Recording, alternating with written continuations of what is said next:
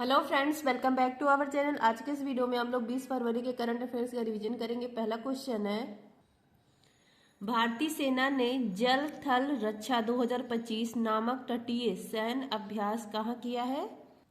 इसका आयोजन किया गया है गुजरात में। जल थल रक्षा अभ्यास, इसका आयोजन भारतीय सेना के द्वारा किया गया है। कहाँ पर? बेट द्वारका, गुजरात में। यह तटीय सैन्य अभ्यास है। नेक्स्ट है आपका आर्मी डे मनाया जाता है 15 जनवरी के, और आर्मी के चीफ कौन है? उपेंद्र द्विवेदी हैं। आज सर ने ललन टॉप नहीं कराया है क्योंकि सर को जयपुर नहीं प्रयागराज के लिए निकलना था। नेक्स्ट क्वेश्चन है, BBC Indian sport woman of the year के पुरस्कार से किसे सम्मानित किया गया है? मनु भाकर को।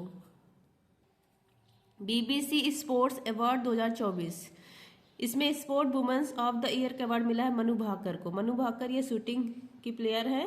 पेरिस ओलंपिक में इन्होंने 2 पदक जीता था, 2 कांस्य पदक, और मेजर ध्यानचंद खेल रत्न अवार्ड से भी इनको सम्मानित किया गया है। बीबीसी स्पोर्ट्स अवार्ड में para sports woman of the year का अवार्ड मिला है अवनी लेखरा को। शूटिंग की ये भी प्लेयर है। पेरिस पैरालंपिक में इन्होंने गोल्ड जीता था। नेक्स्ट है आपका इमर्जिंग प्लेयर का अवार्ड मिला है शीतल देवी को। तीरंदाजी से संबंध है इनका। लाइफ टाइम अचीवमेंट का अवार्ड मिला है मिताली राज को। क्रिकेट से संबंध है। मिताली राज, इनको राजीव गांधी खेल रत्न अवार्ड दिया गया है, जिसको अब हम लोग मेजर ध्यानचंद खेल रत्न अवार्ड के नाम से जानते हैं, और यह अवार्ड पाने वाली है एकमात्र महिला क्रिकेटर है। फ्रेंड, जिसको भी टेलीग्राम ज्वाइन करना है पीडीएफ संबंधी जानकारी के लिए, आप लोग टेलीग्राम पर सर्च करेंगे @justdoityar चैनल आ जाएगा, या लिंक मैं डिस्क्रिप्शन में दे दूंगी, तब भी आप लोग टेलीग्राम ज्वाइन कर सकते हैं। नेक्स्ट है आपका छत्रपति शिवाजी महाराज की 395वीं जयंती कब मनाई गई? 19 फरवरी को। छत्रपति शिवाजी महाराज, इनकी जयंती 19 फरवरी 2025 को मनाई गई। किस क्रम की थी? 395वीं क्रम की थी। इनका जन्म 19 फरवरी 1630 शिवनेरी किला पुणे में हुआ था। इनके पिताजी का नाम शाहजी भोसले, माताजी का नाम जीजाबाई। राज्याभिषेक हुआ था 1674 में रायगढ़ जिले पर। छत्रपति शिवाजी भारतीय नौसेना के जनक हैं। इनके पास गैलीवर्ड्स गुराब जहाज थे। गुरीला छापमार पद्धति के जनक भी कौन है? शिवाजी। इनके दरबार में अष्टप्रधान थे। प्रधानमंत्री को पेशवा कहा जाता था और विदेश मंत्री को सुमंत। 2 तरह के कर लगते थे, चौथ और सरदेशमुखी। चौथ लगता था 1/4 25%, और सरदेशमुखी 10% लगता था। जो मराठा राजा थे वो चौथ मतलब लेते थे, और सरदेशमुख या छत्रपति शिवाजी लेते थे।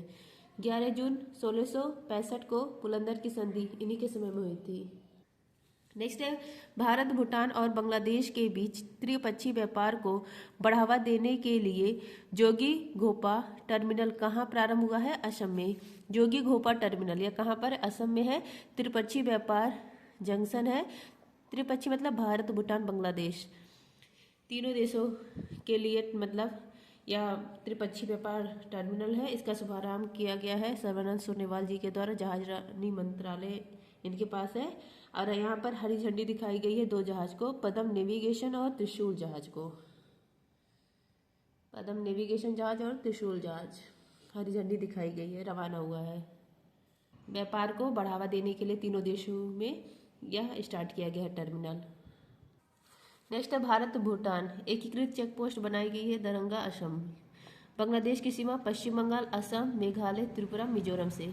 भूटान की सीमा सिक्किम, पश्चिम बंगाल, असम, अरुणाचल प्रदेश से। नेक्स्ट आपका 13वीं मलेशिया भारत रक्षा सहयोग समिति की बैठक कहाँ हुई है? कुआलालंपुर में। मलेशिया और भारत के बीच में रक्षा सहयोग समिति की बैठक होती है। किस क्रम की है? 13वें क्रम की है।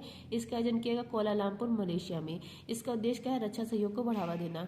नेक्स्ट है हरिमो शक्ति अभ्यास, समुद्र शक्ति अभ्यास भारत और मलेशिया। मलेशिया की मुद्रा है रिंगिट, और राजधानी क्या? कुआलालंपुर है। विश्व की सबसे लंबी जल संधि है मलक्का जल संधि। विश्व की सबसे लंबी जल संधि है मलक्का जल संधि। अंडमान सागर को जावा सागर से जोड़ती है यह संधि, और मलेशिया को सुमात्रा से अलग करती है। नेक्स्ट है दिल्ली के मुख्यमंत्री पद पर किसे चुना गया है? इनका नाम है रेखा गुप्ता।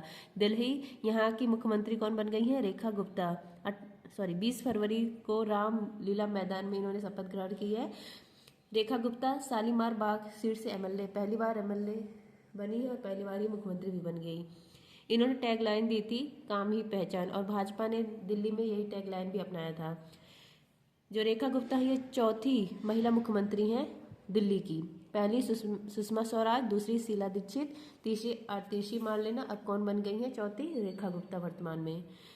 दिल्ली में 70 सीट है, बीजेपी ने कितना सीट हासिल किया? 48। हरियाणा के मुख्यमंत्री कौन है? नायब सिंह सैनी। ओडिशा के सीएम है मोहन चरण मांझी। राजस्थान के सीएम है भजन लाल शर्मा। नेक्स्ट है आपका फ्यूचर ब्रांड इंडेक्स की ग्लोबल रैंकिंग में रिलायंस को कौन सा स्थान मिला है? दूसरा। फ्यूचर ब्रांड इंडेक्स उपभोक्ता पर भरोसा विस्तार कितना हुआ है, इसके लिए इंडेक्स जारी किया जाता है। पहला स्थान पर है सैमसंग, दूसरा स्थान है रिलायंस। रिलायंस ने एप्पल, नाइकी, माइक्रोसॉफ्ट, नेटफ्लिक्स इन सबको पीछे करके सेकंड स्थान पर आ गया। पहले स्थान पर है सैमसंग। नेक्स्ट है आपका एक्सपायर दवाओं को वैज्ञानिक तरीके से निपटने के लिए एन प्राउड पहल लॉन्च करने की घोषणा किसने की है? केरल। एन प्राउड पहल या केरल सरकार ने लॉन्च किया है। एक्सपायर दवाओं से निपटने के लिए लॉन्च किया गया है। जो एक्सपायर दवाएं उसके अवशिष्ट का प्रबंधन करने के लिए लॉन्च किया गया है। कहाँ से लॉन्च किया गया? कोझिकोड। कोझिकोड यह भारत का पहला साहित्य शहर है, यहीं पर मसाला केंद्र भी है। नेक्स्ट है ऑपरेशन अमृत, यह भी केरल ने स्टार्ट किया था एंटीबायोटिक के अति प्रयोग को रोकने के लिए, मतलब इसका मिसयूज रोकने के लिए। नेक्स्ट है अनंत परिसर का संबंध किससे है? गूगल से। अनंत परिसर या गूगल ने लॉन्च किया है। कहाँ लॉन्च किया है? बेंगलुरु में लॉन्च किया है। यह गूगल का भारत में सबसे बड़ा परिसर है। अनंत इसका अर्थ क्या होता है? सीमाहीन। नेक्स्ट है बेंगलुरु को सिलिकॉन वैली ऑफ इंडिया कहा जाता है। नेक्स्ट है आपका केंद्रीय मंत्री डॉक्टर जितेंद्र सिंह ने भारत के पहले open air art wall museum का उद्घाटन कहाँ किया है? नई दिल्ली में।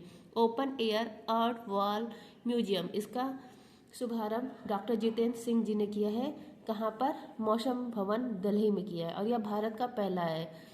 और मौसम भवन में ही किस शुभारंभ किया गया है? मतलब दीवारों ओपन आर्ट है, एयर दीवारों पे मतलब पेंटिंग की गई है।